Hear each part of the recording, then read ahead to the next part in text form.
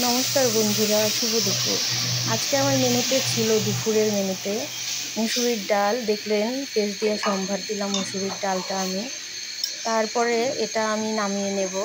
তারপরে আমি এই যে পটলটা ভাজছি, পটলটা ভাজা নামিয়ে নেব। ভাজা হয়ে গেলে নামিয়ে নেব। তারপরে থাকছে, দেখতেই পাচ্ছেন নামাচ্ছি পটলটা। তারপরে আমার থাকবে ঢেঁড়স ভাজা। আমি চিংড়ি মাছ দিয়ে ঢেঁড়স ভাজি করব। এই যে দেখতেই পাচ্ছেন, চিংড়ি মাছ দিলাম, পেঁয়াজ দিলাম, তারপর ঢেঁড়সটা দিয়ে দেবো। এভাবে ভাজি করছি। হ্যাঁ, তারপরে আমার দুপুরে ছিল আর মাংসটা, মানে চিকেনটা ছিল। চিকেনটা, ঢেঁড়সটা এই যে দেখছেন নামিয়ে নিলাম। তারপরে আমি এখন বসাবো চিকেনটা রান্না করব।